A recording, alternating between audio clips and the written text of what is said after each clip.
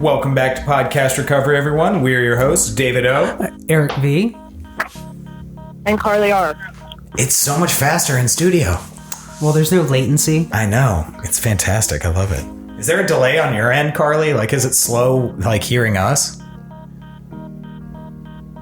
No? I would take that as a yes. Yeah. It was a little bit longer now. Yeah, there's a little bit of time. We miss you, and we can't wait to have you in studio, Carly. It'll be soon. All right. So today we are joined by our special guest, Bill. How are you doing today? I'm doing just fine. Awesome. Thank you. Awesome. Where are you from, Bill? I'm currently from Austin, Texas. I lived in Galveston, Texas when I first got sober, and then spent about a year in a little town called Dickinson, which is partway between Houston and Galveston, and a couple of years in a town called Wimberley, which is a small little town about 20 miles from here.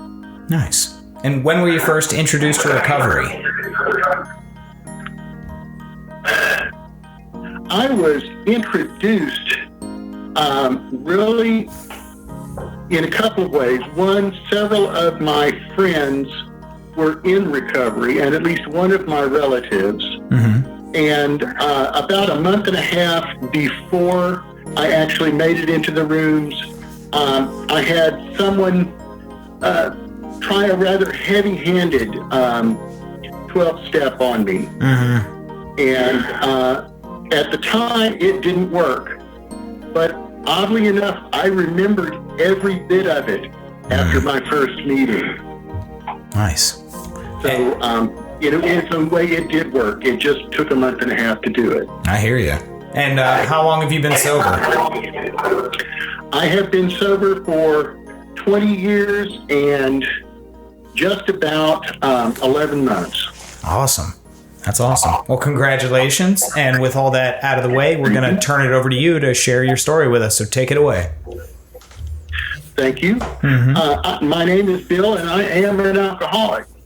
My sobriety date is August 28th of 1999, and for that, I will be forever grateful. I came from a long line of proud Scottish drunks.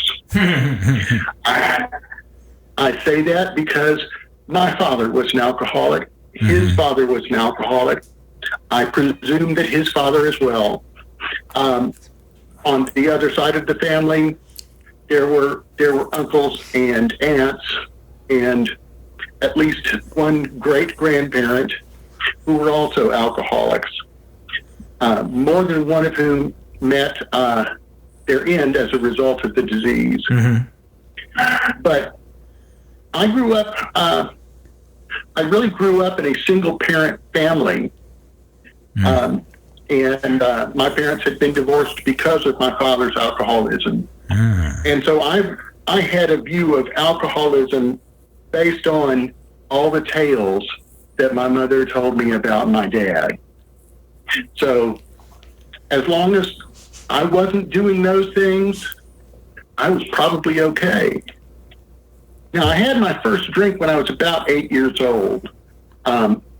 We were at family gathering, and family gatherings always involved lots of alcohol. Oh, yeah. And one of my cousins handed me a can of Schlitz. Yeah. And I remember taking a sip of that and thinking it was the worst stuff in the world. Of course, it was Schlitz. Little did I know it was the worst stuff in the world. Yeah, I was just about to say that. But it was that first little taste there, not enough to really get any effect. However, it was not long after that another cousin got married, and someone thought it would be funny to hand the kid a glass of champagne at the reception. And I think I got my other 4 glasses on my own. So I was the silly little giggling kid falling down all over the place. And I liked it. I remember not too long after that getting drunk at a friend's house on his mom's liquor. And then I just discovered that my grandmother always had a bottle of sherry or a bottle of port in the kitchen, so I could sneak a couple of drinks of that and feel jolly for a while. And yeah, it was just an every so often thing as a kid, but I enjoyed it. It made me feel different than I felt. Mm-hmm. And I didn't like the way I felt a lot of the time. I was a skinny, nerdy kid. I didn't feel I could fit in. And I wasn't good at all the things that my peers were good at. Mm. So I didn't quite feel right.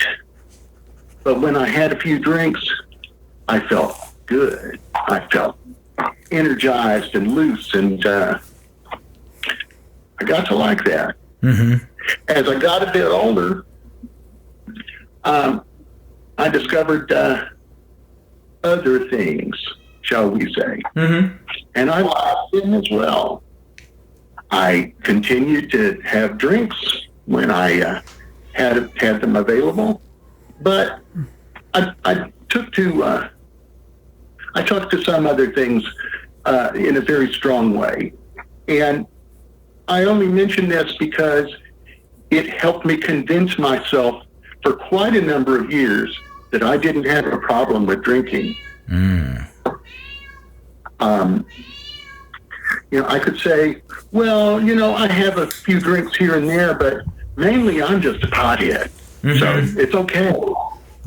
And it went sort of on like that for a long time. I would have spells where I would drink to excess. Mm-hmm. And I think I was 16 years old when I had my first blackout. It scared the hell out of me. But the next weekend, I went right back out and went drinking again. Of course. And so I went on for a number of years with a little bit of this and a little bit of that all at the same time, but convincing myself I didn't have a problem with the alcohol. And that the other was not going to be a problem. It just wasn't like that. Mm-hmm. Then in my late 20s, the woman I was at the time getting divorced from disappeared with my daughter. Mm. And at the time, had been the primary custodian of my daughter, and so I had pretty much stopped any smoking. I still have a few beers here and there, but I wasn't smoking because I didn't think it was the right thing to do around a 2-year-old. And then they disappeared, and that was all I needed. I was off to the races. I started drinking a lot, and tried drinking a lot. I would drink to excess just about every night. Mm-hmm. I didn't have more than a 6-pack of beer on a given evening after work, then something was wrong. And usually it was a lot more than that. I got through losing a number of jobs because of my overall attitude, because I was a drunk. I wouldn't be drunk at work, but it certainly was going to affect my attitude while I was there. And I was angry. I felt entitled. I didn't know which way to go except for drinking and just kind of losing myself in as much stuff as I could. Mm-hmm. I got married again, oddly enough, to someone that I met in a club while I was out playing and drinking. And so she was my drinking buddy for a number of years. Then towards the middle of the 90s, a really crazy thing happened. We suddenly found out where my ex-wife was with my daughter. And it had been 10 years since they disappeared. So that set in motion a number of things. And then one morning I get a call from my daughter because my ex-wife has taken a handful of pills and they can't wake her up.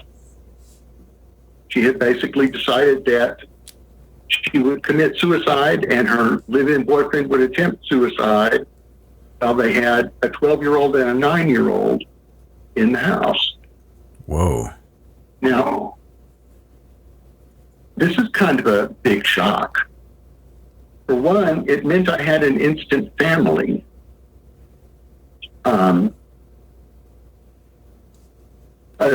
Turns out that the 9-year-old was also mine as a result of an attempt 3 or 4 nights before she disappeared, an attempt by my then estranged wife to try and get me to take her back.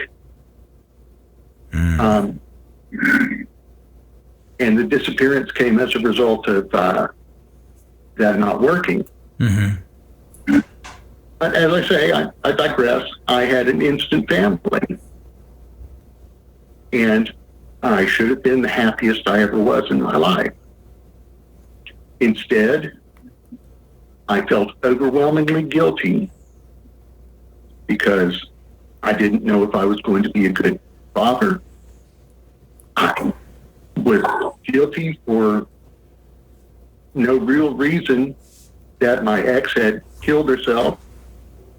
Felt guilty that my children had been through all of that. And I didn't really know how to be a father, but I knew how to treat guilt. I applied lots of alcohol. So the first few years that I had my instant family, I was a sloppy drunk. I would drink morning, noon, and night some days. I had my own business, so if I wanted to stop working at 3 in the afternoon and start drinking on beers, I could do it.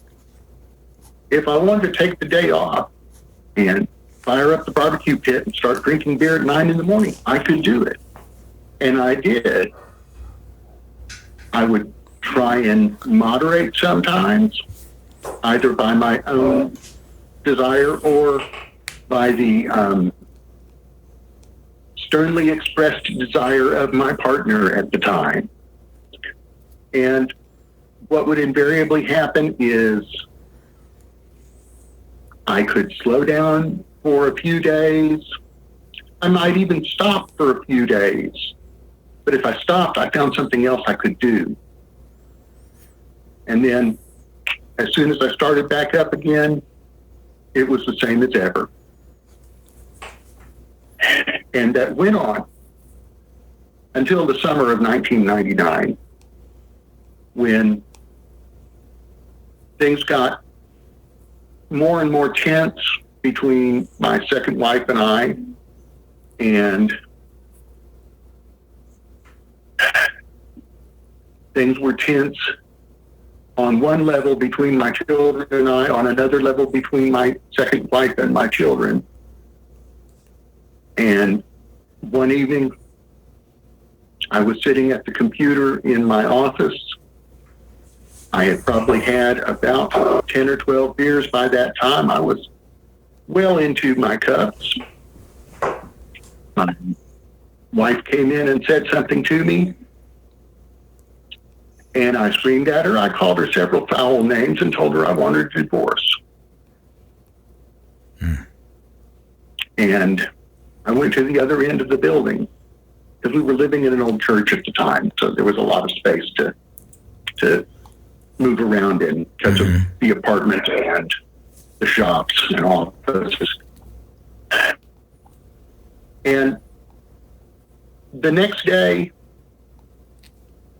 someone suggested that maybe I might take a look at Alcoholics Anonymous. Now, I knew where the club was. I passed it all the time when I was going to the store. And in Galveston, it was a little brick building on the corner of 33rd and P. And I found myself not sure what to do that particular day. It was a Sunday. I drove over there in the middle of the afternoon, and the doors were unlocked. I walked inside, there was no one there. But I looked at all these posters up on the wall, and this and that, steps, what? Traditions? I don't know. One day at a time, easy does it. Good grief, what's all this about?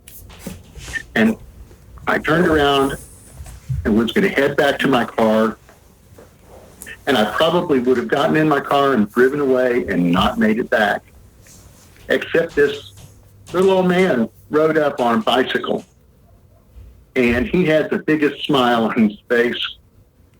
He introduced himself. His name was Gordon. And he said, "Well, hi, we're glad to see you here. We've got a meeting at 5:30. We hope you come back. Come on, it'll be good. It'll be good." And there was something about that man's infectious smile that made me want to come back. Huh. So I made it back, and the room was packed. I felt like hell. I was unsure of what to do. Couldn't imagine having any more to drink. Couldn't imagine not having any more to drink. But I also saw that I recognized a couple of people in that room, because Galveston's a fairly small island. And that made me feel a little bit more at ease. And I remember sitting through the meeting and thinking, why are these people talking about me? Because they'd be saying things that hit my story right on the head. Even though some of them were people that otherwise I couldn't relate to at all. But they had my story down. They had my feelings and what happened to me when I drank and the stupid things I would do, and they knew them all. And I got called on near the end of the meeting, and I don't really remember what I said, except I did start out with, "My name is Bill and I am an alcoholic." And someone suggested 90 meetings in 90 days. Well, that seemed like a lot at that first meeting. I think I made 89 meetings in 90 days, because there was one night that I had to go to one of my children's choir event. But was completely floored by the fact that it felt like I fit in. And I didn't have to have a drink to fit in. I didn't know what I was doing. I'd sit and I'd listen and try and absorb. I read the book, and a lot of it hit home for me.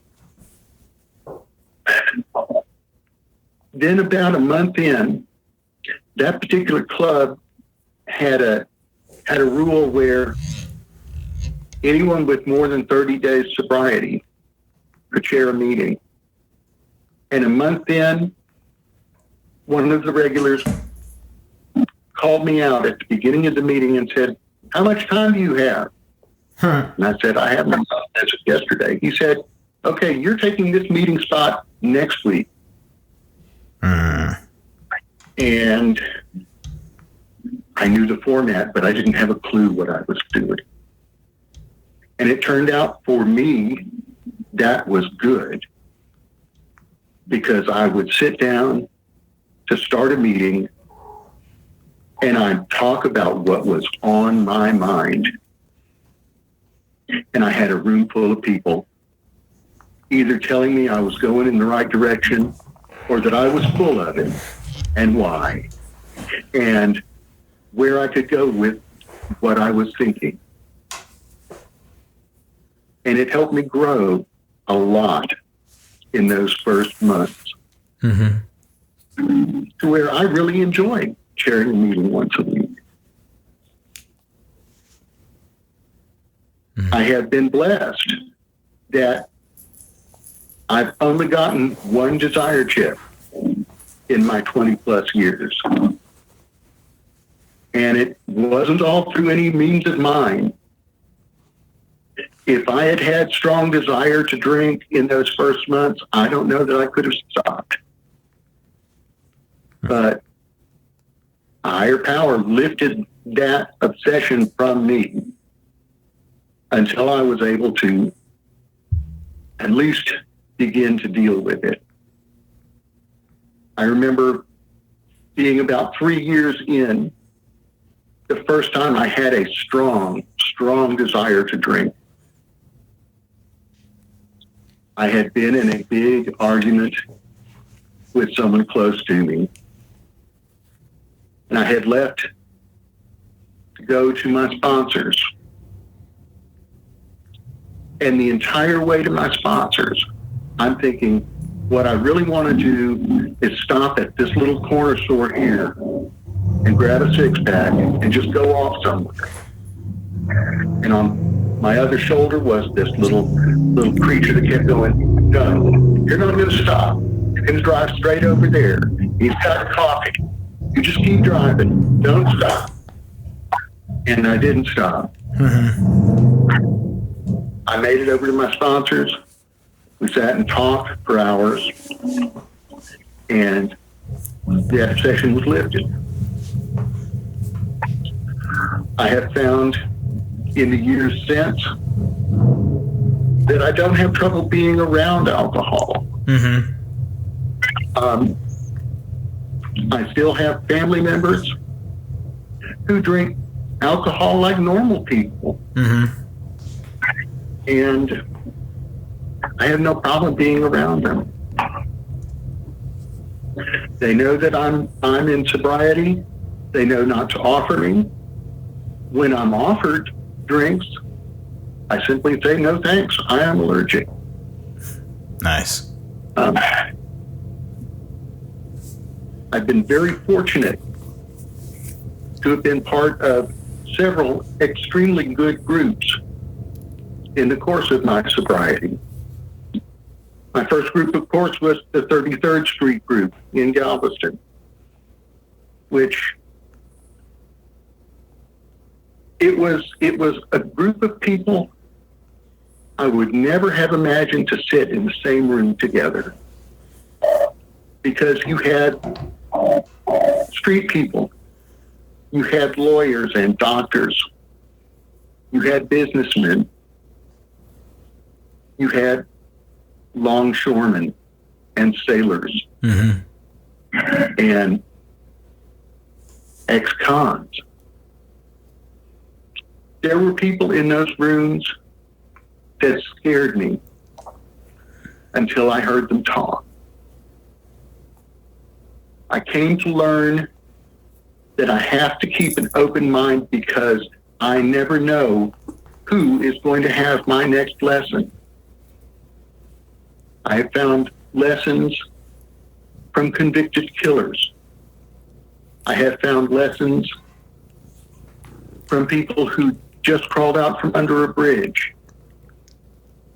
and lessons from people with 3 and 4 degrees. I never know where that lesson is going to come from. So I have to keep myself open for it every day. I also, after 33rd Street Group, I was a member of a group called the Good for Nothing Group in Dickinson, Texas. Was there for about a year, and it was very fortunate that it was only about a 5-minute trip from my house to the group there. So I would be there every evening. And the most notable thing about the Good for Nothing group is it was very large by virtue of a rather large recovery center that was not very far away from it. In fact, it was right across the street from where I was working at the time. And I learned how to sponsor at that group. Because before I had thought that I knew how to sponsor, but I was really not following it the way I should. But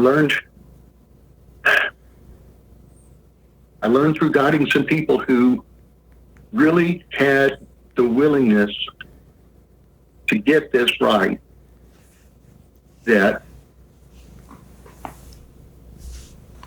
I don't know that I could have mustered when I first came in.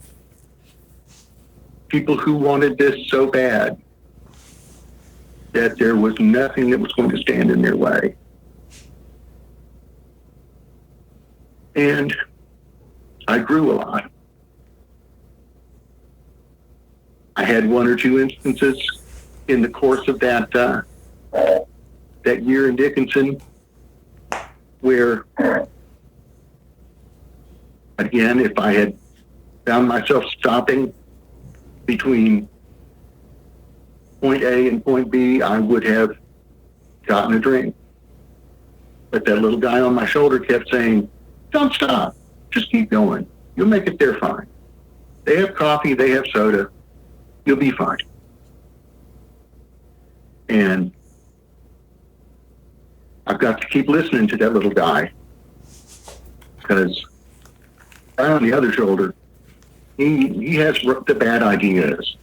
You know, he's got all the ideas I used to listen to. Now,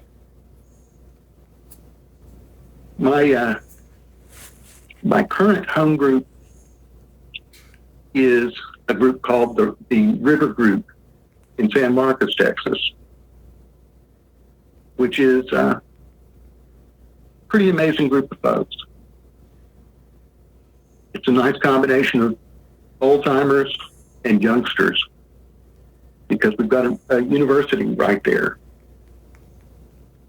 And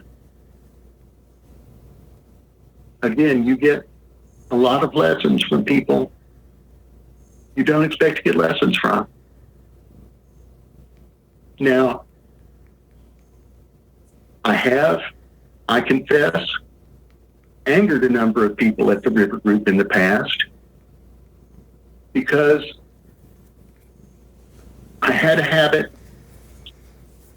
of thanking the people who've come back from a relapse. And they don't always take that the way I mean it. But when I say thank you to someone who's returned from a relapse, I try and explain. You're going out and coming back to tell us about it means that I can learn from your experience, and I don't have to go out. Mm-hmm. And I had one young man who got just furious with me about that, and stayed that way for well over a month, until one Sunday I get a phone call at home from him. He had chased down my sponsor after a meeting to get my phone number. And I answered the phone. He tells me who it is, and he said, "I've been mad at you all this time because of what you said when I came back from my relapse. And then today I'm in a meeting, and this kid comes in and he looks like hell. And he starts talking about having been sober for 6 months. Then he went back out, and all these things happened. And all of a sudden, I knew what you meant. And I don't thank them aloud anymore, but I thank them in my heart, because they're teaching me the lesson I need to know that day. Because I know I've got another good drunk in me. I just don't know if I've got another sobering up in me. Mm-hmm. And I don't want to take the risks to find out. I've been blessed that I'm still able to work with people, sometimes in the rooms, sometimes out of the rooms. I found myself at work interacting with a street person a couple of times a week who would come in and borrow cigarettes from me when I was still smoking, or a couple of dollars here, a couple of dollars there. And I always made a point of saying, here, you can have this, you can do what you want to with it. But if you ever want to stop doing the things you're doing, I'm happy to point you in the right direction, because I've been there. And if a drunk like me can sober up, anybody can sober up. Mm-hmm. And damnedest thing, one afternoon, this person came in my work and asked if I could give them a ride to a recovery center when I got off. And I just went to my boss and I said, I got to take a couple hours this afternoon. It's okay. And there we went. Mm-hmm. I'm still in touch with this person online. They have stayed sober ever since, and it's been close to 10 years now. So it makes me feel good inside thinking about it. Mm-hmm. I can't always see what happens to the folks that I've met. I can see what happens to me from the folks that I met. And I hope that I can pass that along to others. Mm. Anyway, I am grateful to have had a chance to come here and talk. Thank you very much. Awesome. Cool. All right. Well, we definitely have some questions for you. Go right ahead. Carly, would you like to go first, or would you like Eric or I to go first? Why don't one of you guys go first? All right. All right. Let me pull up my questions here. So, you talked about how when you really got your instant family back, and also when your wife initially left, that you really your addiction really took off. So why do you think that really dramatic changes or tragedies seem to be a catalyst for a lot of addicts? Because it seems like a recurring theme in a lot of people's stories that when we go through difficult times, our default mechanism is to turn to whatever our addiction is. So why was that for you? And maybe why do you think that is for all addicts? I know with me that my drinking had always been something to change the way I felt. Mm-hmm. And at that point in time, I needed something to change the way I felt. Mm. So I fell back on the easiest, closest, and most familiar thing there was. Mm-hmm. And that was drinking. Mm-hmm. All right. What you got, Eric? All right. So, Bill, you mentioned that you sponsored people, and one thing I'm always curious about is, you've gone through the steps, correct? Yes, several times. Okay. So, can you describe the difference and kind of what you get out of the steps? Like the, what reward do you get out of the steps working them with your sponsor compared to working them with a sponsee? Working them with my sponsor,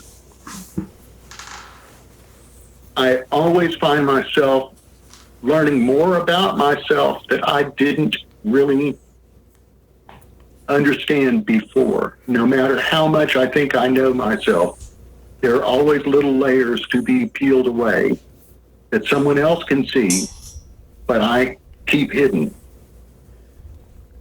And it's been that way every time I've gone through the steps. And with the different sponsors I've had over the years, they always find other little things and other little keys to turn. One of my good friends and a former sponsor gave me one little hint that has just been marvelous to me ever since. And that is, when I get mad, don't look at what it is that's getting me mad, but think back to what that reminds me of. What button is that pushing? It's not that Jim Bob said this, because I could let that slide off. It's that Jim Bob saying that reminded me of this thing over here that I haven't dealt with. And so I've got to deal with it. I've got to write about it. I've got to talk about it. I've got to work through it. Maybe that button will go away. So I know when I get angry, I've got to look and see, where is that anger actually coming from down deep? Because it's not always from what's right before my eyes. And, further in the steps,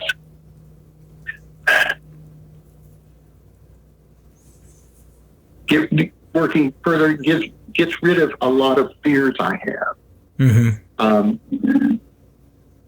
I had someone last summer about this time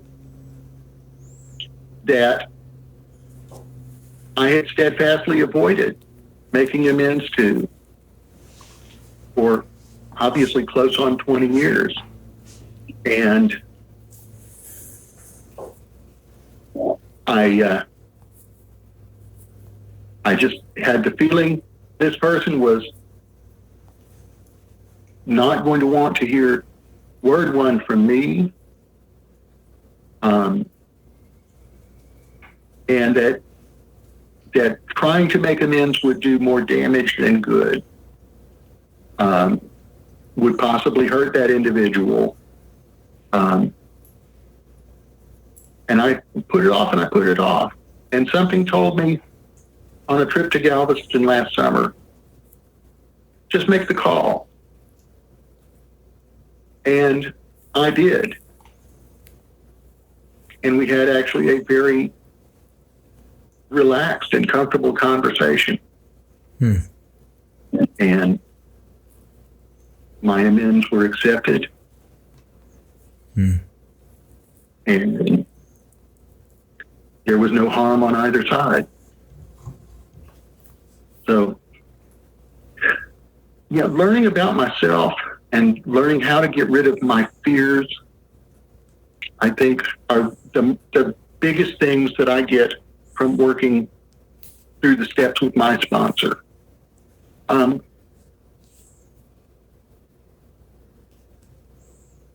working through the steps with someone else as their sponsor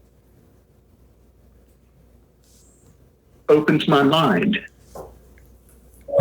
Because I may have a preconceived idea and I see their responses coming back to me, and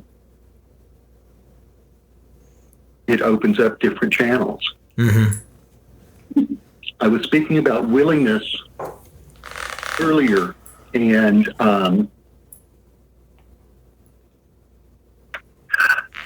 that's always been a point that has been emotional for me, and that is because I was requested by a young man in rehab to be his sponsor, and he was working very diligently. We sat down in a park, a little private spot, for him to go over his inventory with me. And the things that he revealed to me were so personal and could have, in fact,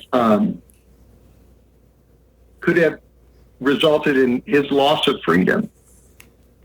But he wanted so much to be rid of this thing that had a hold of him, that he was willing to open up to me. He was less than half my age. He was a different race, except that we both were in the same fellowship. There was no reason that he had to trust me. Everything about us was different. But he was so intent on getting what we had in the program that he was not going to cut any corners. And I think about that every time I think of the word willingness. Nice. Awesome. All right, what you got, Carly? All right. So I wanted to know what gifts has recovery given to you, whether it's externally, like steady job or family, or even internally, like the spiritual principles, like the willingness you just mentioned. And then on the flip side of that, like what have you been able to give back to the fellowship? So how have you been of service? Well, the gifts that I have received are a good relationship with both of my children. And 3 marvelous grandchildren who've never seen me in any way intoxicated. I have a beautiful wife who herself has never seen me in any way intoxicated. And in fact, probably would not be with me if she had ever seen me in any way intoxicated. I have a career that I love, and I get to interact with a wide variety of people and a lot of children, which to me is a blessing because I missed the early years of my own children.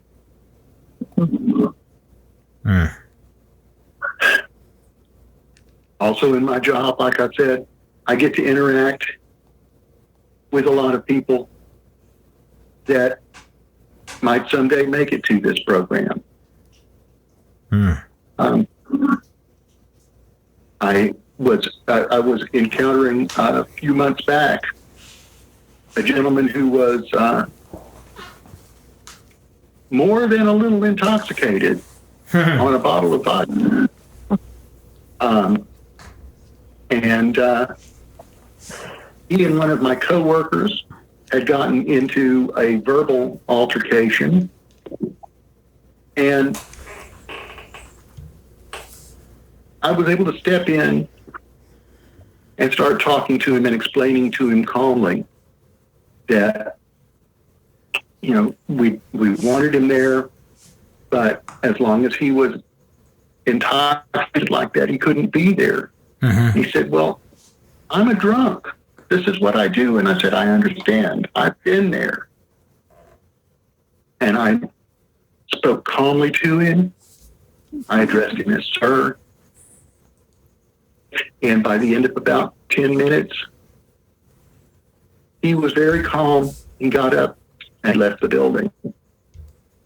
And there were no problems, no big altercations. And I see having an understanding of where he was as being a blessing I have been given in this program. Mm-hmm. Where I can try to give back is obviously sharing my experience, my strength, and my hope, but also in service. Sometimes that service is big. I have served as an officer in groups before, both as a chairperson, leading meetings, as a GSR, and for a brief time as a treasurer as well for another group. I have found myself fixing gumbo for 450 alcohol. Oh, yeah. I had a lot of help. And serving it was rather an adventure, too. I'm sure.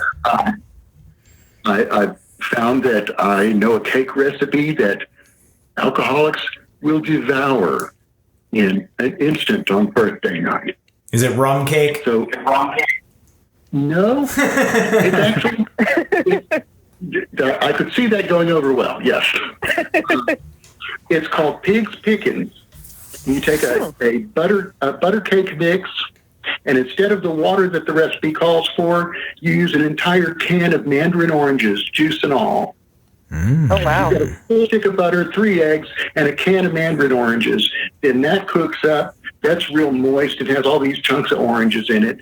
Then you frost it with Cool Whip, vanilla instant pudding mix, and crushed pineapple. Oh. Mixed up, and it's just a dream. Yeah. There's something about that. Sounds like it. Mm-hmm. Once you've tried it, yes, it disappears at birthday night. Eric won't eat it. He's not a cake guy. Yeah. Thanks for the shrug. All right. So my second question. All right. So you've worked all 12. So I want to know, you can only pick one. What is your favorite step?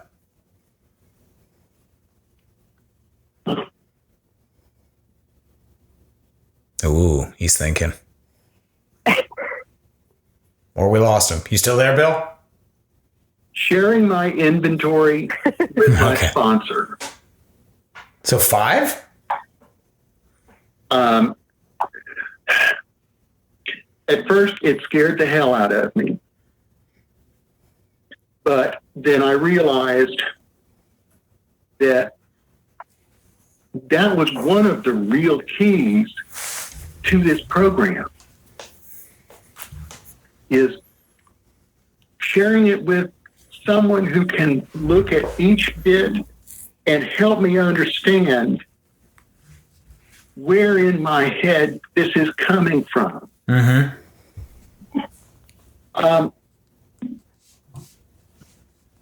To put it in its most basic form to me is, it shows me what my buttons are and how I react to them, and how I can see these buttons starting to pop up, getting ready to be hit. And if I know what these buttons are, and I can sense that they're getting ready to be hit, I can learn how to deal with them and take that button away. Maybe not forever, but I can learn how to not do stupid stuff because of other stuff through sharing what I have done and what I have thought with someone else who can then help me to learn from this. All right. That's a good answer. You okay? It's a good pick. Good? Yeah. You all right? I think I'm okay. Yeah, it seems like you're dealing a little bit of a stutter, but all right, on to the next question. This is what we don't get when you're on the phone, right? The repartee. Yeah, so, we change a lot through this process, and, one of the areas that we talk about a lot is spirituality. And how, Bill, has your spirituality changed and evolved since that, since the day before Y2K happened and we entered this post-apocalyptic, place we live in now in 2020 to now? I've already been gearing up for my Mad Max uniform change. I'm really excited. Are you asking how I have changed? Yeah, how has your spirituality evolved? More, not like specifically spirituality.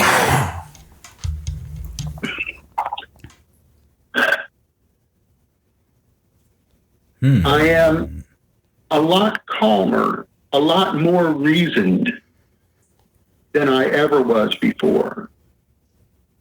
I don't react in haste to things in the way that I used to. I can still get very emotional about things. Watching the news, I get very emotional these days. But not in the way that's going to make me go and sit down and, fill up a bunch of Molotov cocktails.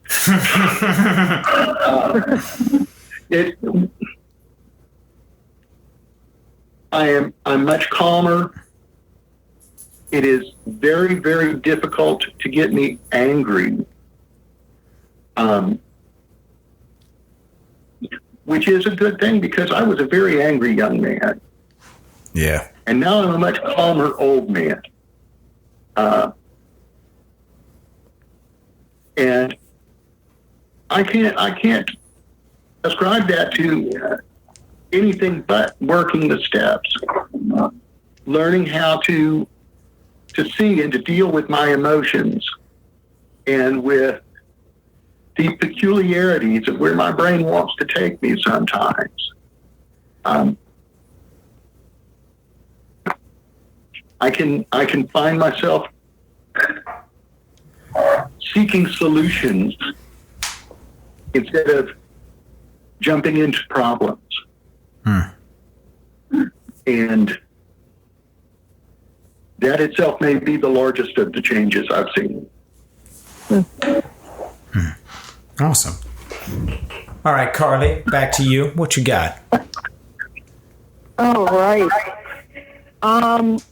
So you mentioned that, like, having Scottish heritage, and for me, I am Irish, so a big part of my family was drinking. Like every holiday, every family gathering, everything was revolved around drinking. And so having, alcohol is like an integral part of the Scottish life. So, like, what was it like getting sober, having that heritage? Were there expectations from your family to continue to drink? Actually, no. Everyone in my immediate family was incredibly supportive, except for my second wife, who thought I joined a cult. But no, my siblings, my parents, or my mother and stepfather, my siblings were all incredibly supportive. And by the time I'd gotten sober, I'd had very limited interaction with the extended family of cousins and the likes of that. So I didn't have necessarily those Scots and Irish and English out there to interact with. No, I was. Everyone was very supportive, with the exception, like I say, of my second wife, who thought I didn't have a drinking problem. I was just depressed, and I had joined a cult. So. Well, if this is a cult, it's the best cult I've ever been a part of. And Me too. And I have been a part of many cults, believe me. Wait, no, I haven't. No, never mind. Scratch that. Yeah.